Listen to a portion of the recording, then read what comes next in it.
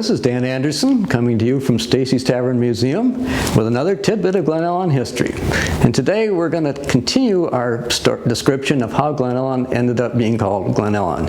As I said, it's a long story, but we're getting there. It started out being called Fish's Corners, this intersection where the little community was being formed. I don't think anybody was particularly happy with the name Fish's Corners. It just happened by default.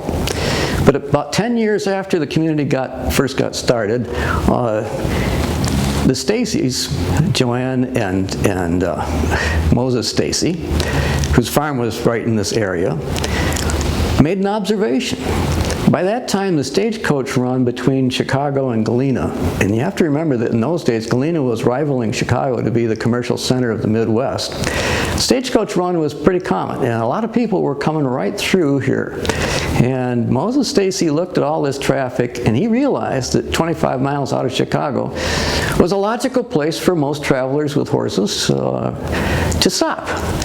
So he had the good sense, or maybe it was Joanne who had the good sense, but in any case, they decided to build an inn, a stopping point, and they called it Stacy's Tavern. Now, tavern today suggests just a place to buy booze or whatever, but in those days, the tavern was an inn. And they were instantly successful. So successful that a year later, they added on to it. They had as many as 50 people a night staying in this rather modest accommodation. And they made a great deal of money taking care of those people. Well, that was 1847, 48 when they did that. And they were off to a fabulous start. But then an interesting thing happened. Technology rolled on. The stagecoach had been the main means of travel, horseback, wagons, so forth. But something else was coming on the horizon, and that something else was railroads. We were just about to enter the great railroad age. And that was going to happen here too, because Chicago and Galena wanted to connect with the railroad. So there was a company formed called the Galena-Chicago Union Railroad. And they were going to lay down tracks between those two communities and start running trains there. Well, when they got in the vicinity of our area here, they looked at the geography. And whether you realize it or not, trains don't like steep grades.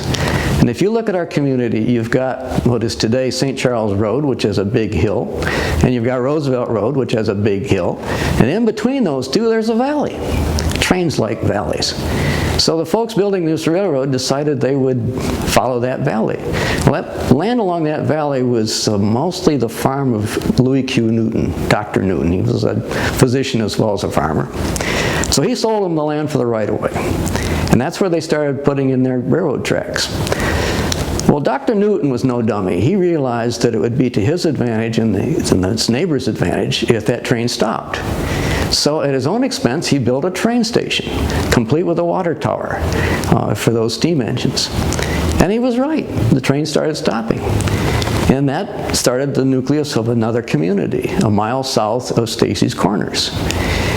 Well, Stacy's Corners was still here. Stacy's Corners still had those different stores and shops and so forth.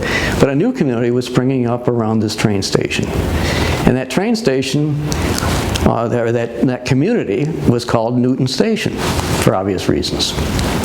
Well, shortly thereafter, it needed to change its name. David Kelly was going to be named the postmaster for that community, and he realized that Illinois already had a post office called Newton Station, so they couldn't use that name.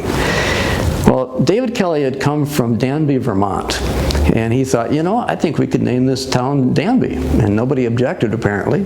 So 2 years later, 1851, Newton Station became Danby.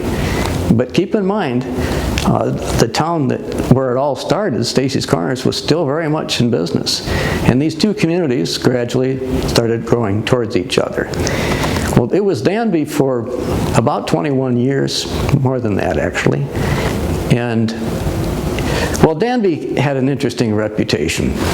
And I think I'd better save that story for the next episode. Thank you very much for listening.